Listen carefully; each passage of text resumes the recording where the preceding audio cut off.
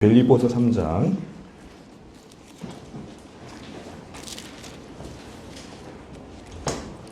빌립보서 3장 1절에서 3절 우리 주의 말씀 같이 교독하시겠습니다. 제가 먼저 1절 읽겠습니다. 끝으로 나의 형제들아 주 안에서 기뻐하라. 너희에게 같은 말을 쓰는 것이 내게는 수고로움이 없고 너희에게는 안전하니라. 개들을 삼가하고 행악자들을 삼가하고 몸을 상해하는 일을 삼가라. 같이 읽습니다. 하나님의 성령으로 봉사하며 그리스도 예수로 자랑하고 육체를 신뢰하지 아니하는 우리가 곧 할례바라. 아멘. 자리 앉겠습니다. 네, 오늘도 말씀 안에서 함께 교제하며 감사합니다. 우리 앞에 옆에 인사 나누면 주겠습니다. 네, 하늘 복 많이 받으시고 말씀 가운데 내시기 바랍니다. 네, 감사합니다. 오늘 또 새롭게 함께 예배하는 분들을 환영하고요. 일단 인사하는 시간 잠깐 하도록 하겠습니다. 우리가 계속해서 빌립보 말씀을 살펴보고 있는데요. 오늘 벌써 19번째 시간입니다. 다시 오실 예수님을 기다리는 천국 시민된 이 땅의 성도들이 어떻게 살아가야 될지, 특히 당시 빌립보 도시 안에서의 성도들은 어떠해야 될지를 권면하고 있는 말씀들인데, 큰 권면의 내용은 그랬습니다. 복음에 합당한 모습을 보여라. 그것은 또한 두려워하지 아니하는 것일 것이며 또한 너희 안에 하나됨이 있을 것이다. 이게 보여져야 된다. 이 얘기를 했었습니다. 그런 중에 우리가 빌립보 3장을 이제 보면서 바울은 지금 보여주는 모습만이 아니라 그들 안에 복음이 더 기초되어져서 견실해지는 것도 중요시 여긴 것들을 보게 됩니다. 여러분 그렇습니다. 교회는 어딘가를 보면 홍보가 필요 없어야 됩니다. 왜냐하면 우리 안에 자연스러운 모습들이 드러나 그것이 빛이 되고 소금이 되는 것이 교회이기 때문에 그렇습니다. 특별한 광고를 통해서 알리는 것도 때로는 필요할 수 있겠지만 어찌 보면 교회는 그 본성상 아이덴티티의 정체성상 홍보가 필요 없는 것이죠. 왜냐하면 안에서부터 흘러넘치는 열매들이기 때문에 그렇습니다. 보통 홍보와 광고라는 게 그렇지 않습니까? 이미지적 전략이죠. 그래서 여러분 광고를 요즘 보게 되면 이미지를 많이 활용하는 걸 보게 됩니다. 제가 가끔 광고보다 이해 안 되는 건 뭐냐면 맥심 커피 광고인데 그냥 공유가 왔다 갔다 하고 끝나요.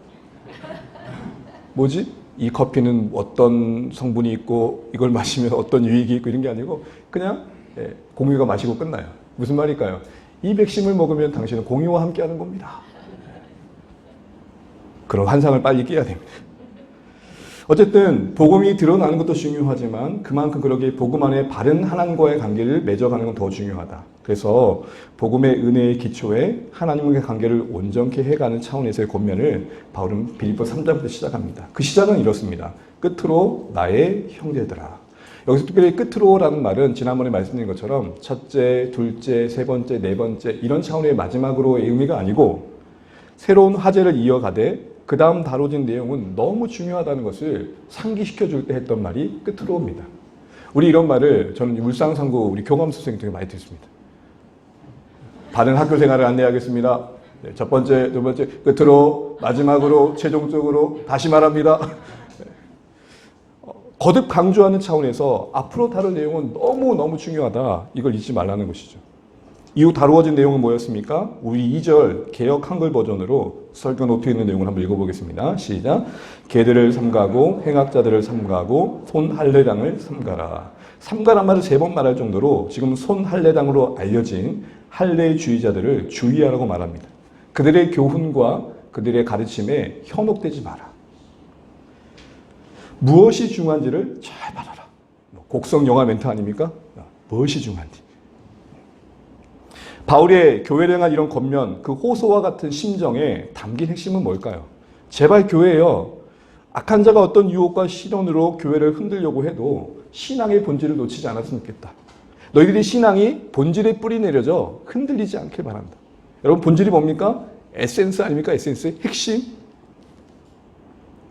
에센스 하는 순간 맞아 화장품 사야지 이렇게 생각하시면 안 됩니다. 그러면 말은 신앙의 본질을 놓치지 말라면 이렇게 이해할 수 있습니다. 결국 신앙의 싸움은 본질의 싸움입니다. 그리고 그 본질의 싸움의 다른 말은 본질의 싸움의 다른 말은 이후에 살펴본 내용이겠지만 근거의 싸움입니다. 어디에 우리의 신앙의 기초를 두느냐의 싸움이라는 것이죠. 여러 이야기들이 있는 것 같지만 결국은 기초를 나에게 두느냐 하나님께 두느냐의 싸움입니다. 끝없이 신앙의 근거를 자신의 어떤 행위와 경험과 판단과 기분과 느낌과 감정 등에 두려고 하는 우리의 성향을 돌이켜서 끊임없이 하나님의 어떠하심으로 돌이키려는 선택들을 해가는 것입니다. 나보다는 하나님이 더 커 보이시는 겁니다. 내 속상함과 내 염려와 내 두려움보다 하나님이 더 커 보이는 겁니다. 나는 늘 각오한 대로 살 수 없는 실패와 넘어짐이 있지만 이런 내 인생을 끌어안고 끌고 가신 하나님은 신실하게 살만하다. 나도 나를 못 감당할 만한데 나를 붙드신 하나님마저 나를 향해 고만마 우리 여기서 끝내자. 그러면 어찌할 뻔했는고 라고 할 때에 하나님의 우리를 향한 붙드심의 근거가 되는 그 하나님의 신실하심, 그 시작이 되는 사랑의 부유함을 묵상하자는 겁니다.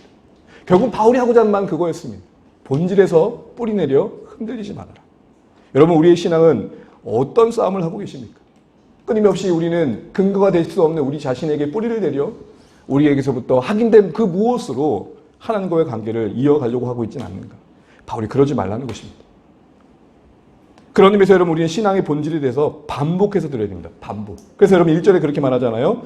같은 말을 쓰는 것이 뭐라 그러죠? 너희에게는 안전.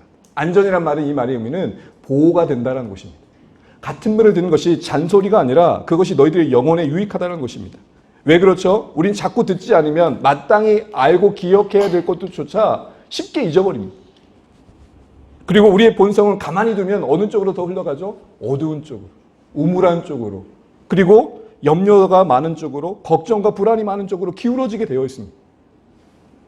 그러다 보니 우리는 자꾸 본질의 소식을 듣고 진리의 본질을 붙들며 끌어올려야 되는 것이죠. 자주 듣다 보면 또한 우리는 오늘 이 바울이 교회에게 권면했던 것처럼 가짜를 분별할 수 있기 때문도 그렇습니다. 여러분, 국내 최초로 외화 위패감별 자격증을 딴 신도섭 부부장이라는 분이 계시는데요. 그분이 했던 인터뷰 중에 이런 말씀을 하시더라고요. 진짜를 제대로 알아야 가짜가 보입니다. 여러 사연들이 있었지만 이런 말씀도 인터뷰 중에 하셨습니다. 진짜 화폐의 인물은 저를 응시하는데 가짜 화폐에 그려진 인물은 자기를 회피하는 듯한 느낌이 들 정도로 하도 진짜를 보다 보니까 진짜인지 가짜인지 알거든요. 그러니까 가짜 지폐 보면 침상등을 이렇게 째려보는 거죠. 그만큼 진짜가 뭔지를 이렇게 했다는 거예요. 여러분, 우리가 왜 헷갈릴까요? 가짜가 대단해서요? 내가 진짜를 모르고 있기 때문에 그렇습니다. 정말 복음이 뭔지를 알면 거기에 조금 양념 친 것들에 대해서 그렇게 흔들릴 리가 없는 것이에요. 이런 점에서 바울이 빌립보 교회에 처했던 당시에 위협이 될 만한 손할란다 등의 문제점을 제기하는 것만 끝내지 않고 후에 본질을 언급하는 것이 그런 의미였습니다. 문제가 뭔지만을 얘기하지 않고 그 문제를 대응할 수 있는 교회의 본질이 어디에 뿌리 내려져야 되는지에 대해서 이야기하고 있는 것이죠. 그럼 여러분, 지난 주간 살펴봤지만 손할란 등이 교회에 끼친 문제점은 뭐였습니까? 그들의 행태의 핵심의 문제는 무엇입니까? 할례를 강조하지만 할례 행위를 강조할 뿐 할례의 본래적 의미, 그 본질에서는 벗어났다는 거죠. 본래적 의미는 뭐였죠? 사실은 육체의 할례를 행해서 하나님 언약 백성들의 징표를 만든 거였지만 구약에서부터 최초에 하나님께 주셨던 의도는 뭡니까? 육체의 할례를 넘어 마음의 할례였던 거죠. 그 육체의 할례가 기회가 되어져서 마음이 변하는 거였습니다. 마음이 하나님 언약 백성들의 정체성을 새롭게 인식하면서 그래, 내가 주의 백성답게 살아야지. 하나님 백성답게 살아야지. 이런 마음을 늘 리프레시하는 게 바로 표준된 그 할례의 의도였던 것이죠. 육체의 할례가 마음의 할례로 이어져야 했던 것입니다. 그런데 그들은 삶의 변화를 무시했어. 그래서 바울이 이렇게까지 그들을 얘기합니다. 개들, 행악자들. 개들이라는 말이 좀 불편할 수 있을 텐데요. 당시에는 이 말이 무슨 말이었냐면 이방인들 같은 놈들. 다시 유대인들 입장에서 이방인들을 폄하하고 비하하면서 했던 표현이 뭐냐? 저 개들이라고 했단 말이에요. 그 용어를 되돌려주면서 너희들은 그들과 다르다는 뿌듯함을 갖고 있을지 모르지만 하나님 앞에서 보면 너희는 그들보다 못한 자들이다. 모순된 그들의 현실을 지적하는 것이죠. 그러면서 그들의 문제점은 뭐였습니까? 할례만으로 하나님 앞에서 복을 받을 근거를 마련하고 그것으로 사람들 앞에 자랑거리 삼았다는 거예요. 왜 이런 거잖아요. 나 금식 40이라는 사람이야. 건드지 마. 여러분, 교회 안에 금식하는 분들이 많으면 목사님들이 많이 힘들다고 그러시더라고요. 이렇게 본대요. 매주마다 목사님 왜 금식 안 하세요? 뭐 이렇게 쳐다본대요. 여러분 금식하도 저는 금식하지 않을 겁니다. 주님이 감동해 주시지는 않을 겁니다. 이런 문제점은 결국 뭐였습니까? 행위의 근거를 둔 신앙생활을 만드는 거였고 결국 이것은 형식과 더 나아가 외식주의로 빠질 수밖에 없었고 당연스럽게 기대치에 도달하지 못한 자신들의 문제에 대한 죄책감도 갖게 되었던 것입니다. 결국 신앙의 본질은 뭐가 없는 겁니까?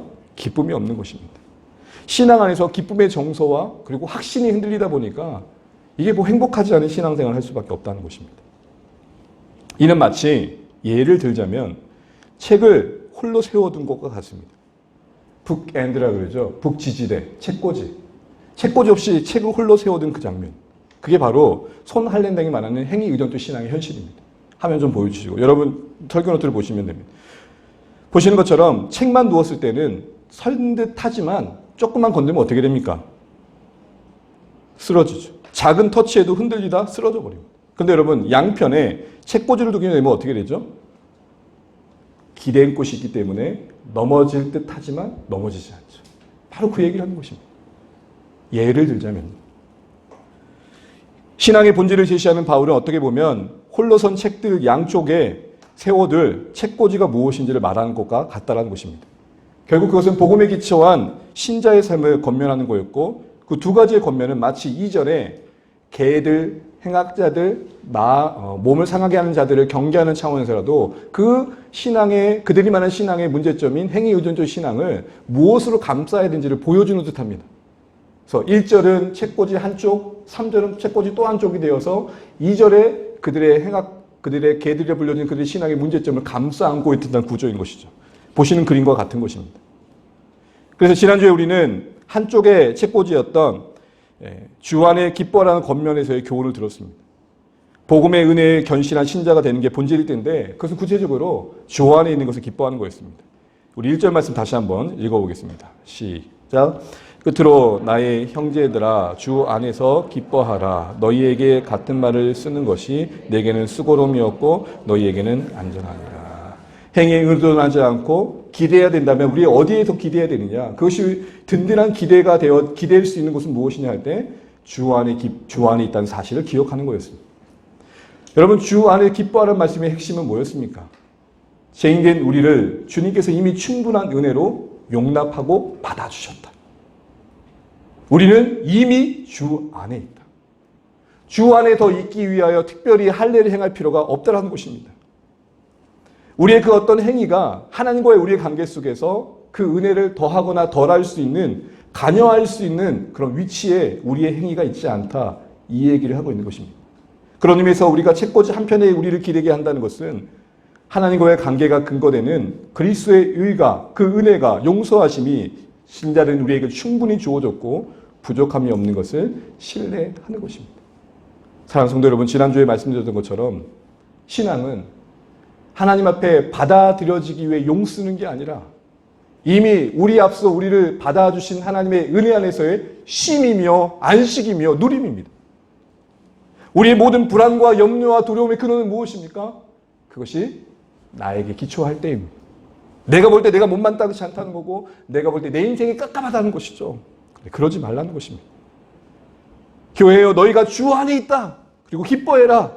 기뻐할 만큼 충분히 만족스러운 은혜 안에 너희는 하나님 품 안에 있다는 걸 놓치지 말아라. 그게 흔들릴 수밖에 없는 책꽂이에 홀로 서 있는 모습처럼 너희들의 실존이 기대할 또 한편이다. 이 얘기는 것입니다. 그래야 쓰러지지 않는다는 것입니다. 책꽂이가 없으면 홀로 선 책들이 쓰러질 수밖에 없는데 너희들이 이렇게 흔들리지 않고 기대할 수 있는 곳이 있다는 걸 잊지 말아라. 존 오웬이라는 사람이 그래서 이런 말을 합니다. 날마다 경건의 시간을 가질 때 혹은 11절을 들을 때 우리 자신을 향한 하나님의 사랑을 확신한다. 그러나 하루하루가 점점 분주해지고 마침내 경건의 시간이 소홀해지면 우리는 어느새 하나님의 진노와 분노 아래 있다는 느낌 속에 하나님을 슬슬 피하기 시작한다. 그러면서 이런 권면을 합니다. 설교 노트에 있는 내용인데요. 같이 한번 읽어보겠습니다. 시작. 하나님의 사랑이 우리의 행위에 의해 좌우된다고 여기는 것은 슬프고도 보편적인 오해이다. 기억하라. 그리스도와의 연합은 절대 위협에 처하지 않는다는 것을 하나님의 사랑은 그 어떤 행위에 고조되거나 우리 안에 그 어떤 것으로 줄어들 수 없는 영원한 사랑이기 때문이다. 아멘. 수치적으로 말하자면 무한대로 우리 하나님의 사랑을 표현할 때에 무한대에 만배를 더한들, 무한대에서 만배를 뺀들 그 결론은 무엇입니까? 태가한다. 그래서 무한.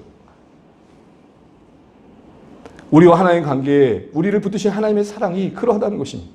그러게 여러분, 유혹과 실현의 위기로 흔들려 넘어지는 신앙의 현실 속에, 반복되는 제 패턴 속에, 우리의 실패감 속에 거할 때에 우리 뭘 묵상하자고 있습니까? 그 그리스도의 용서와 십자가를 묵상해야 됩니다. 아니요, 되려 그 한계의 현장에서 우리는 그 십자가 아래 가 국류를 구하는 신앙을 살아가야 됩니다.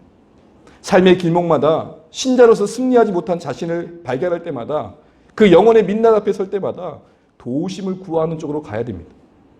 이거 여러분 기억하시면 좋겠습니다. 신앙적 실패가 절망으로 여러분을 끌고 가도록 내려두지 마십시오. 여러분의 신앙적 실패를 끌어안고 이미 여러분의 그런 못난 모습 모두를 끌어안고 십자가에 못 박히신, 그래서 그 대가를 우리를 안으신 하나님의 영원한 은혜를 바라보실 수 있기를 주의 이름으로 축원합니다. 실패가 절망으로 가도록 그대로 놔두지 마시라고요. 그대로 두지 마시라고요.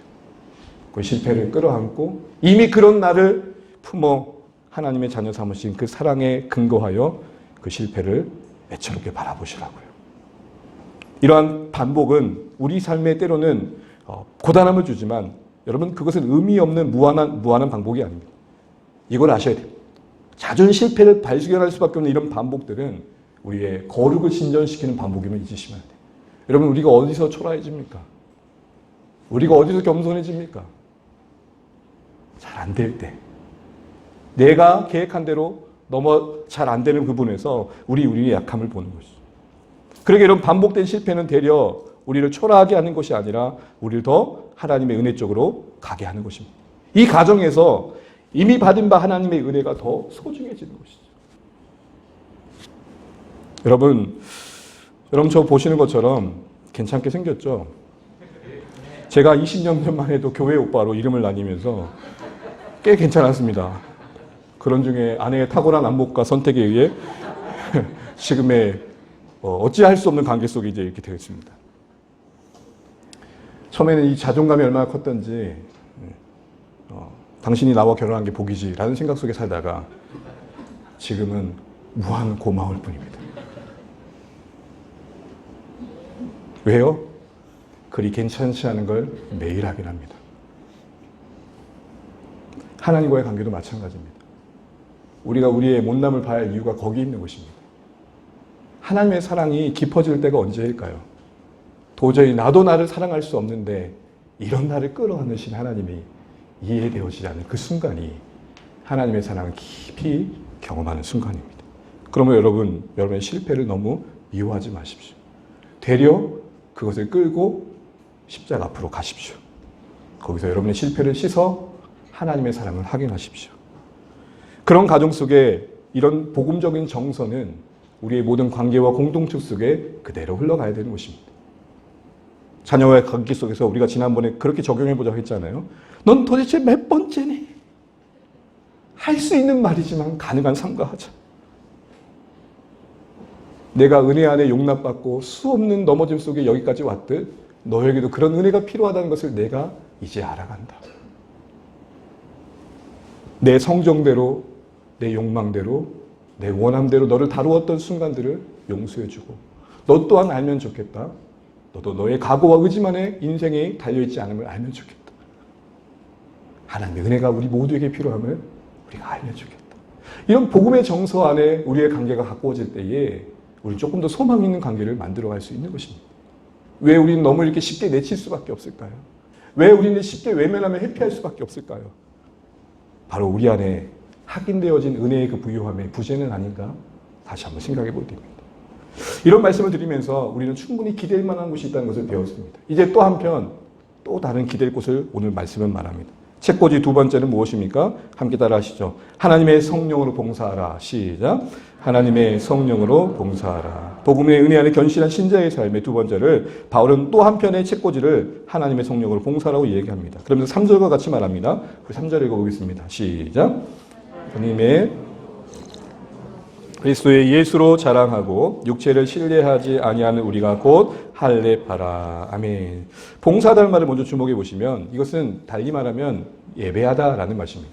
영어 성경에 보게 되면은 워십이라고 되어 있습니다. 이 워십은 넓게 보면은 우리 일상 모든 삶의 행위를 말하고요. 좁게 보면은 우리가 이렇게 함께 주의 이름으로 모인 공예배의 현장을 말할 것입니다. 우리 하여튼 우리 존재가 하나님을 영예롭게 한다고 측면에서 보면 우리 삶의 모든 것이 예배일 것입니다. 그러므로 하나님의 성령으로 봉사라는 것은 이 봉사의 의미는 우리 삶 모두를 말할 것입니다. 신앙과 일상의 모든 영역을 이야기할 것입니다. 그런데 그것을 살아낼 때에 그것을 우리의 행위는 무엇에 근거해야 되느냐 할 때 오늘 바울이 이렇게 말합니다. 하나님의 성령으로. 하나님의 성령이란 말의 다른 말은 성령의 도우심을 의존하는 책임이 있어야 된다는 것입니다. 여러분 그런 의미에서 골로새 1장 29절 바울의 말씀이 우리에게 도전이 되는 것이죠. 우리 한번 읽어보겠습니다. 시작. 이를 위하여 나도 내 속에서 능력으로 역사하신 이의 역사를 따라 힘을 다하여 수고하노라. 아멘. 바울은 사역과 연관해서 분명히 얘기하고 있습니다. 내가 이렇게 애쓰고 책임을 다하는 모든 노력들의 근원에는 내 안에서 역사하시는 이의 역사가 있다. 내 안에서 이 역사하신 이 성령 하나님의 역사, 활력을 부여하심을 따라 나는 거기서부터 얻어진 힘과 동기부여로 이렇게 애를 쓰고 있는 것이다. 얘기하는 것입니다. 우리가 성령님을 의지한다고 할 때에 우리의 책임과 우리의 역할이 배제되지 않음을 오늘 바울이 말합니다. 다시 말해 자기 의존적 삶에서 성령님의 도우심을 의존하는 삶의 책임을 가지고 살아내는 삶을 살아갈 때에 우리가 복음의 은혜 안에 견신한 신자로서 삶을 살 수 있음을 말하는 것입니다. 왜냐하면 내 의지를 의존할 때는 잘 안 될 때는 늘 성질이 납니다. 그런데 하나님을 의존하는 책임을 다하는 삶은 안 되면 안 될수록 더 엎드리게 됩니다. 이 선한 결과가 만들어지는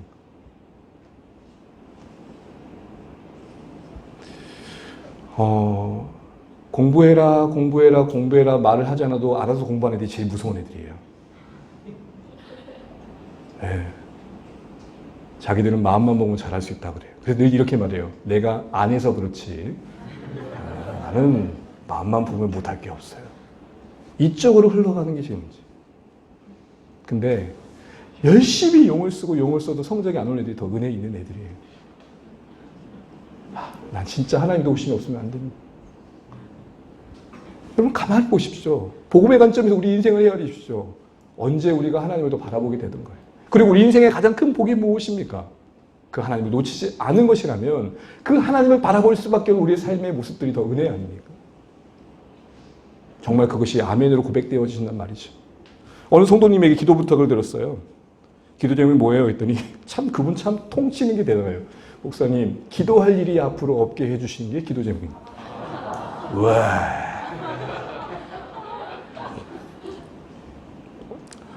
그래서 제가 속으로 그랬습니다. 그거는 천국 가는 길밖에 없습니다. 무슨 말이에요? 이 말에 악함은 뭐예요? 그분은 그런 의도가 아니었겠지만 그만큼 고생하니까 그런 말을 했겠지만 그 말의 중심은 뭐예요?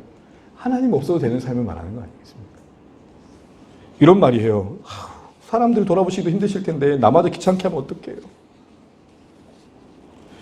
그럼 여러분 우리가 이 성령님을 의지하기 위해서 필요한 게 뭘까요? 가장 중요한 것은 성령님이 우리의 인생을 돕고자 하시면 신뢰하는 겁니다. 로마서 8장 26절 같이 한번 한 목소리 읽겠습니다. 시작. 이와 같이 성령도 우리의 연약함을 도우시나니 우리는 마땅히 기도할 바를 알지 못하나 오직 성령이 말할 수 없는 탄식으로 우리를 위하여 친히 간구하시니라. 아멘. 여러분 탄식의 다른 말이 뭡니까? 함께 공감해 하신다는 겁니다. 함께 슬퍼하신다는 것입니다. 사랑하는 성도 여러분, 우리의 인생길 여정 속에 언제 힘이 되어주던가요? 우리 주변에 있는 사람이 내 넘어짐의 자리에 가만히 와 토닥토닥 할 때, 내가 너를 이해한다라는 표정과 마음으로 나를 끌어안아줄 때 아닙니까? 우리 신앙의 여정이 다시 한번 힘을 얻을 수 있는 것이 바로 성령님의 이런 따뜻한 포옹 속에 가능케 되어짐을 말씀하고 있고, 오늘 이 말씀은 우리의 연약함을 전제로 하나님이 우리 그 연약함을 어떻게 대하고 계신지를 분명히 보여주십니다. 사랑하는 성도 여러분, 주님께서는 우리의 연약함을 끌어안아 돕고자 하시는 분이시지 그 연약함을 질책 삼아 정죄하며 무너뜨리고자 하시는 분이 아님을 우리는 기억해야 됩니다. 이건 신뢰하셔야 됩니다. 그러므로 여러분이 넘어짐의 현장에서 이 연약함을 능히 돕고자 하시는 성령님의 탄식이 들려지시기를 주의 이름으로 축원합니다. 그 들려지는 자리로 가시길 바랍니다.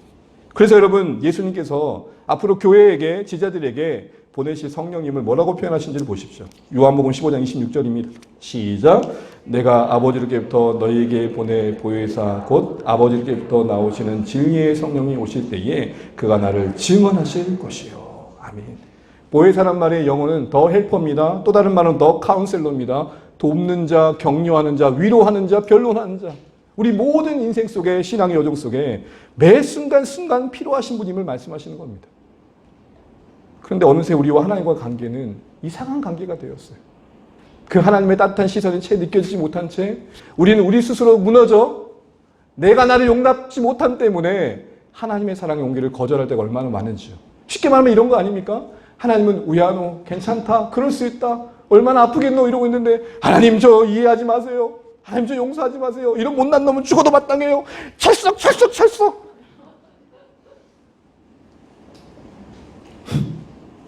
하나님은 안으시려고 하는데 하나님 저 같은 놈 안으시면 안 됩니다. 여러분 그게 뭔지 아세요? 의예요. 의. 교만이라고요.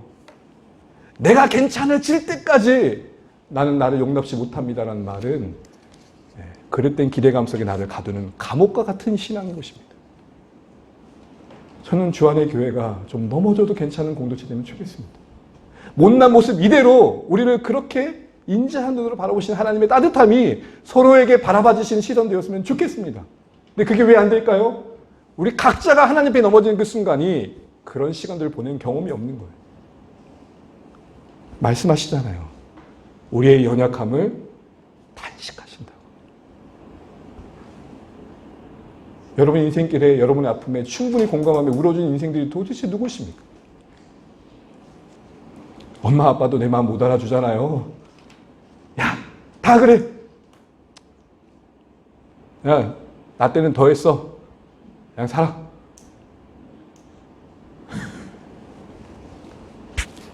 미안하다 얘들아.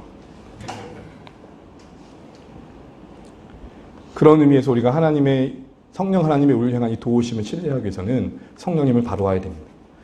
그 성령님이 어떤 분인지 바르게 이해하고 누리는 것이 신앙이라는 것입니다. 성령님은 누구십니까? 많은 얘기를 할 수 있겠지만 크게 두 가지를 이야기하면서 마무리해 가겠습니다. 함께 따라해 주시죠. 성령님은 인격적인 분이시다. 인격이란 말의 의미는 뭡니까? 성령님이 인격적인 존재란 말의 의미는 뭐죠? 성령님도 생각하시고 느끼시며 판단과 의지를 갖고 행동해 가신다는 겁니다. 여러 말씀이 있지만 한 말씀만 보겠습니다. 우리 고린도서 12장 11절입니다. 시작. 이 모든 일은 같은 한 성령이 행하사 그의 뜻대로 각 사람에게 나누어 주시는 것이니라. 아멘. 그의 뜻대로, 그의 의지대로, 그의 판단대로, 그의 계획대로 교회 가운데 필요한 은사를 주시는 자리에 계시다는 겁니다. 이 말씀 너무 중요합니다. 성령님을 우리가 좌지우지할 수 없다는 것입니다. 이런 오해가 생기는 것 중에 하나는 성경에서는 성령님을 다양한 사물에 빗대어 설명해 주십니다. 생수에, 강에, 비둘기에, 특별히 한국 교회 성도님이 좋아하는 성령님의 이미지는 뭐죠? 불과 같은 성신여 우리가 내 임하사 불로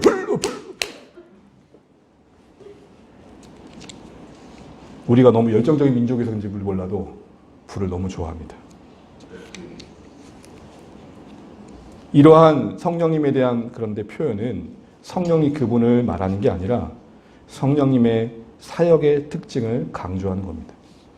이런 비유적인 표현은 그러기에 자칫 성령님의 인격성을 배제시킬 우려가 있다는 게 문제입니다. 무슨 말이죠?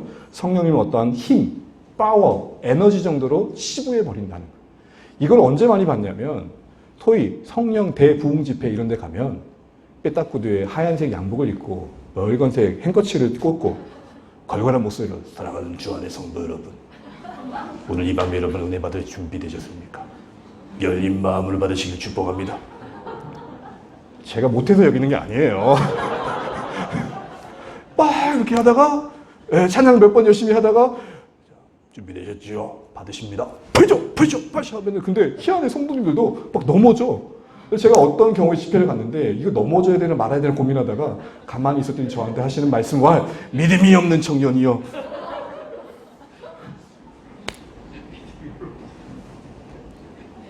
성령님이 한낱 한 인간 교육자, 지도자의 목회자에 의해 이리저리 부르려면 부르는 그런 분이십니까? 성령님은 인격이십니다. 성령님은 그분의 판단과 느낌과 의지를 가지고 행동해 가십니다. 우리가 마음대로 할 수 있는 힘, 능력 아니시죠. 어떤 신비한 체험을 우리에게 제공해 주시는 그런 우리의 욕망의 도구도 아니십니다. 성령님은 우리가 마음대로 이용할 수 있는 비인격적인 힘으로 치부하는 것은 오해입니다. 오히려 성령님은 전능한 능력을 갖고 우리를 뜻대로 움직이시는 분이시고 내 뜻을 이루고 내 일을 하는데 유용한 도구와 힘을 제공해 주시는 정도분이 아니라 되려 우리가 그분의 도구가 되어 그분의 뜻을 이룬 자리에 있다는 것입니다. 왜죠? 그분이 인격적이시면서 그분은 하나님이시기 때문에 그렇습니다. 이걸 놓치시면 안 돼요. 성령님은 하나님이십니다. 성령님의 무한한 인격을 가지신 분이시며 성부 하나님, 성자 하나님과 동등한 신성을 갖고 계시다는 겁니다. 성령님의 하나님이신 걸 놓치니까 한낱 인간들이 그렇게 장난질을 할 때가 많더라는 것입니다. 예배와 경배와 높임을 받으셔야 할 분이십니다. 말씀 하나를 예를 들자면 사도행전 5장 3절 4절을 보시게 되면 우리 같이 한번 읽어보죠. 시작. 베드로가 이르되 아나니아야 어찌하여 사탄이 내 마음에 가득하여 내가 성령을 속이고 어찌하여 이 일을 내 마음에 두었느냐 사람에게 거짓말한 것이 아니요 하나님께로다. 말씀의 맥락은 너무 잘 아시니까 생략하고요. 베드로가 말합니다. 아나니아야 너 왜 성령을 속이냐. 끝에는 뭐라고 말하죠? 사람을 속인 게 아니라 누굴 속인 거다? 결국 성령님은 누구시라는 거예요? 하나님. 그 외에도 많은 말씀의 증거들이 있습니다. 성령님은 성부 하나님, 성자 하나님과 구별되시되 동일한 영광과 찬양을 받으실 하나님이십니다. 이게 왜 중요합니까? 성령님은 하나님이시기 때문에 성령님께도 합당한 영광과 존귀를 돌려드려야 된다는 것입니다. 근데 우리는 은연중에 무의식적으로 성령님을 부리듯 대할 때가 많습니다. 앞서 말씀드린 것처럼 성령님이 부리듯 하는 말과 태도를 볼 때가 많습니다. 마치 이런 거죠. 우리의 이해가 너무 수직적이다 보니까 성부 하나님, 성자 하나님, 성령 하나님 이렇게 순서를 얘기하니까 이게 마치 서열인 것처럼. 그래서 오해 없이 들으십시오. 마치 성령 하나님을 성부, 성자 하나님의 꼬봉 정도로. 그렇게 얘기할 때가 많습니다. 그건 절대 그렇지 않습니다. 성부, 성자, 성령 하나님 동일하게 영광하실 우리 하나님이십니다. 이 성령 하나님이 인격자로서 그리고 하나님으로서 우리 인생 가운데 함께 하시면서 뭘 하시느냐.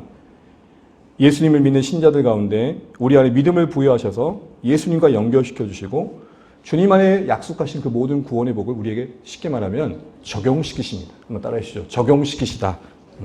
그게 우리의 것 되게 하신다는 거예요. 예를 들어서 여러분 2000년 전에 십자가 믿어지는 걸 뭘로 설명할 수 있겠습니까? 여러분 십자가를 보셨습니까? 그 찢기신 피를 사이사이에 흐르는 피를 보셨습니까? 다만 듣고 믿어지는 거잖아요. 이게 누구 하신 일이에요? 성령. 그럼 여러분 우리 안에 예수를 주로 고백하는 모든 신자들 안에 성령님이 계심을 믿으시기를 바랍니다. 고린도서 12장 3절에 예수를 주로 하는 모든 자들에겐 성령이 아니고서는 갈 수 없는 고백드림을 말합니다. 예수의 영이 계신 곳에 예수를 주로 고백한다고 말했습니다. 그러니 특별한 기적과 체험과 이적과 현상들로 우리 안에 성령님의 계심을 확인받고자 하는 것은 못된 행동들입니다. 이미 우리 안에 예수님 안에 예수님을 믿는 우리 신자들 안에 그 믿음의 고백과 함께 성령님이 함께 계십니다. 성령님은 죽을 때까지 우리와 동행 가시면서 우리를 거룩해 하시고 부활의 영광의 순간을 맞이하게 하신다는 것입니다.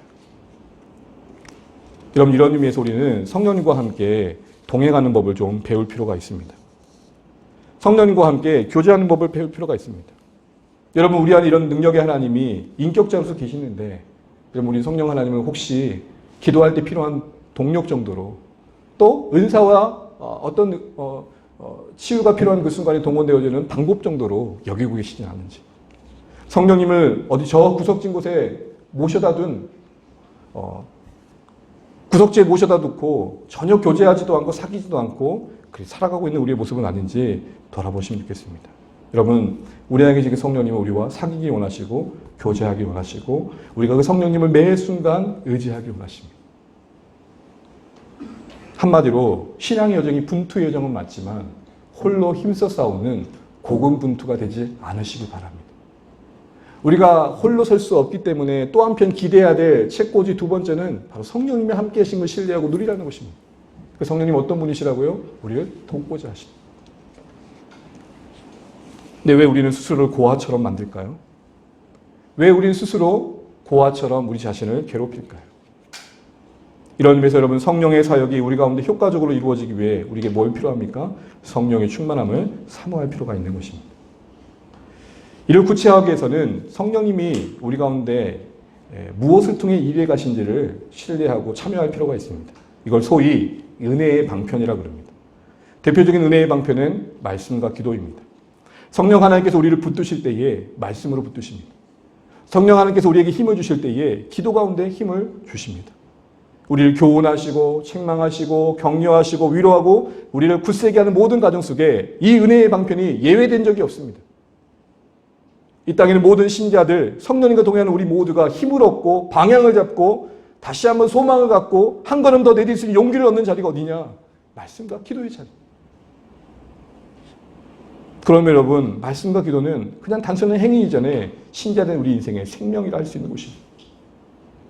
에베소 6장에 영적 전쟁을 말하면서 성령님을 이렇게 소개합니다. 성령의 검, 곧 하나님의 말씀을 가져라. 성령의 검, 곧 하나님의 말씀. 성령께서 검을 들어 쓰신다면 그것은 곧 하나님의 말씀이라는 것입니다.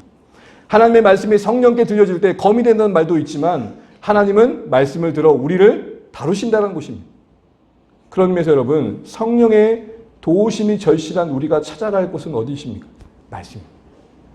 간혹 물어보십니다. 목사님의 목회 여정이 힘들 때 어떻게 하시나요?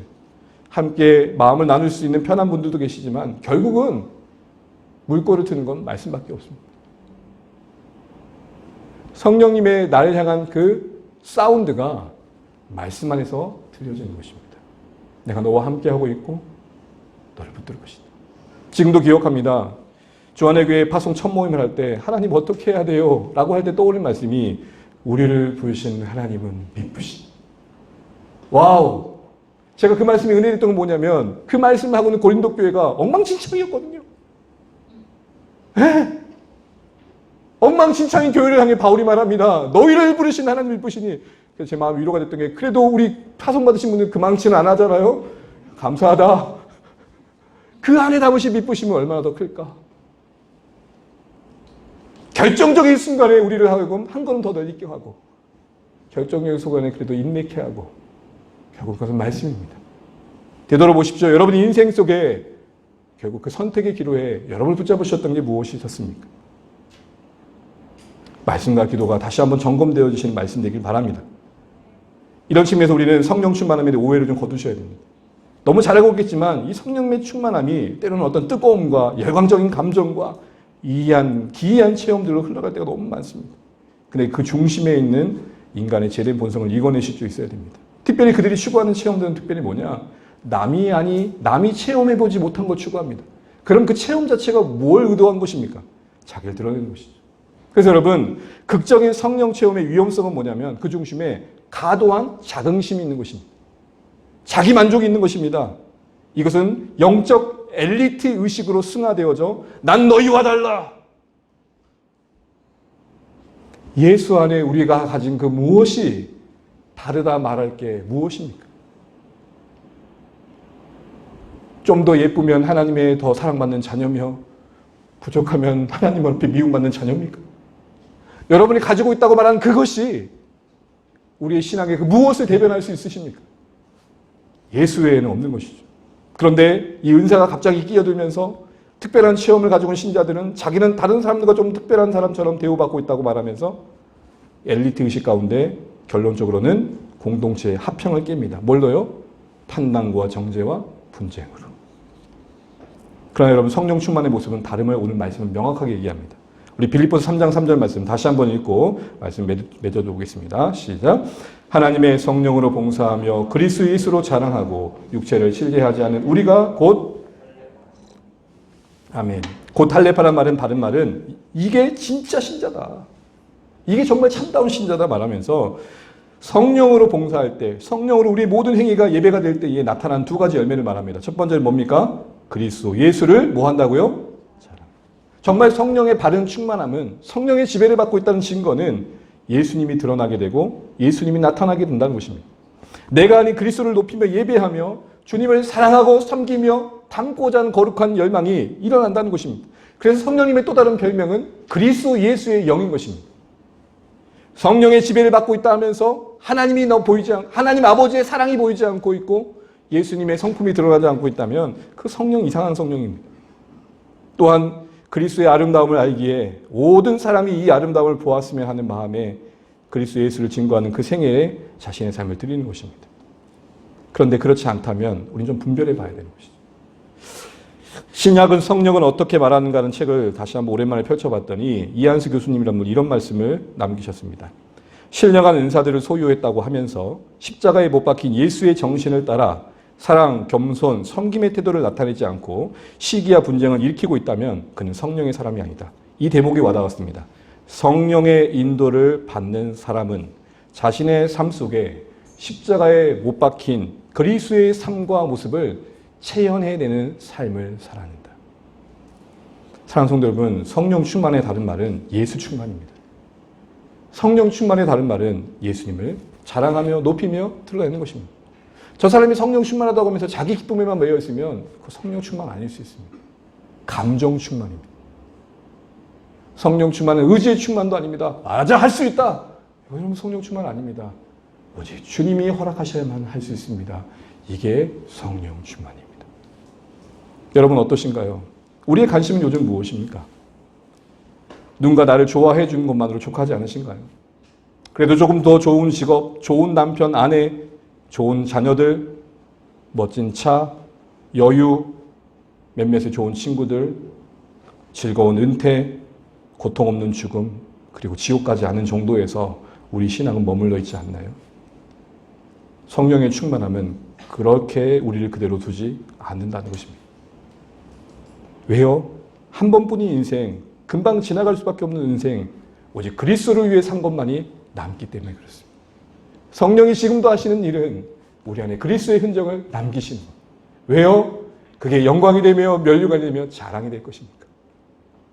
그리스도의 흔적을 우리 안에 남기시는 게 성령님이 계속해서 하시는 것입니다. 또한 두 번째 모습은 뭡니까? 육체를 신뢰하지 않는 것입니다. 말씀드린 것처럼 하면 된다, 할 수 있다가 아니라 은혜의 필요성을 절실하게 인정하는 겸손한 항복이 진짜 성령 충만입니다. 그래서 여러분 성령 충만한 사람은 이전보다 더 많이 하나님을 의지하는 선택들을 하는 것입니다. 이거 기도해야겠다. 이거 기도해야겠다. 여러분 만약에요 어떤 문제 앞에서 요거 이렇게 연락해서 이렇게 하면 되겠네 하면 성령 충만한 게 아니에요. 그런데 어떤 문제 앞에서 주님 도와주세요. 도와주세요. 성령 충만은 문제가 없는 게 아니라 던져진 문제 속에 주님을 깊이 찾는 것입니다. 또한 그러기에 가진 그 육체의 그 어떤 것들이 자신의 삶의 근거가 되지 않으며 그러기에 그 어떤 모자람도 절망이 되지 않는 것입니다. 오늘날 스펙을 많이 말하잖아요. 정말 우리 자신을 준비하는 자격 조건은 너무 필요하죠. 근데 그게 우리 삶의 신뢰가 되면 안 된다는 것을 아는 것입니다. 그래서 성령 충만한 사람들은 쉽게 비관하지 않습니다. 절망에 던져줘도 소망을 이어갈 마음을 부어주십니다. 마른 뼈를 살리신 하나님의 영의 부으심 속의 회복의 현장을 알고 있는 신자들은 마른 뼈 같은 나의 인생과 나의 삶의 형국도 그리 회복시키실 소망을 보기 때문이죠. 육체를 신뢰하지 않는다는 말이 다른 말은 내 안에 계신 성령님 때문에 쉽게 비관하지 않는다는 겁니다. 근데 육체를 신뢰하게 되면 어떻게 됩니까? 갑자기 주름이 생기면 실망스러워져. 날씨는 화창한데 나는 우울해져. 근데 화장빨이 좀 받아. 머리도 괜찮아? 비가 와도 괜찮아요. 육체를 신뢰하지 않는다는 것은 인생의 희노애락의 여정 속에 그 무엇도 나를 흔들지 않겠다는, 기쁨이 나를 우쭐대게 하지 않고 낙심 나를 허망하게 무너뜨리지 않고 중심을 잡고 오늘 걸어가야 할 길을 가는. 광고를 봤어요. 오늘 학교 가기 쉽지 않다. 엄마가 말해요. 네가 선생님인데. TGIF라는 레스토랑이 여기 있는지 모르겠는데 혹시 아시죠? TGIF라는 패밀리 레스토랑 보셨습니까? Thank you God, it's Friday. 하나님 감사. 주말에 인사하잖아요. 주말이에요 라는 인사잖아요. Thank you God, it's Friday가 TGIF. 신자들 안에 성령이 충만은 뭘 만든 겁니까? TGIM. Thank you God, it's Monday. 하나님 월요일입니다. 내가 이제 주와 동행하면 실력을 발휘할 때입니다. 목사님 그런 말도 안 되는 얘기 하지 마세요. 월요일에 누가 그런 마음을 가져요? 성령이 충만한 사람. 저는 성령 충만하지 않아도 땡큐가 이시 먼데이입니다. 왜요? 월요일이 쉬는 날이니까. 날마다 땡큐가 이시 먼데이입니다. 사랑하는 성도 여러분, 육체를 신뢰하지 않는다는 게 무엇입니까? 성령님 때문에 내 인생의 제약 조건에 방해받지 않고 여러분의 인생을 사랑하는 것입니다. 그게 성령 충만함입니다. 성령 충만함이 감정적으로 열광적으로 찬양을 하고 손뼉을 치고 와 하는 게 아니라 못난 여러분 인생을 기꺼이 끌어안고 오늘도 사랑의 용기를 가지고 내 안에 계신 성령님이 나를 이끌어 가시는 대로 오늘도 순종하리라. 넘어지면 일어서리라. 감당할 수 없을 때는 힘 얻으리라. 이런 마음으로 살아내는 하루하루인 것입니다. 말씀을 맺겠습니다. 사랑하는 성도 여러분, 혹시 책 묵치를 홀로 세워둔 우리의 삶의 형국은 아니신지요? 한편에 주 안에 있는 여러분 인생을 확인하십시오. 또한 한편에 홀로 있지 않고 성령님이 계심을 잊지 마십시오. 그분은 보혜사이십니다. 성령의 충만함 속에 내 육체가 방해되지 않을 것입니다. 때로는 건강의 부족함도 방해되지 않을 것입니다. 성령의 충만함 속에 우리 인생은 그리스도를 높이는 일에 매진하게 될 것입니다. 이를 기억하시고 우리 삶 속에 성령의 충만함에 참된 모습들을 드러낼 수 있는 우리 모두 되시기를 주의 이름으로 축복합니다.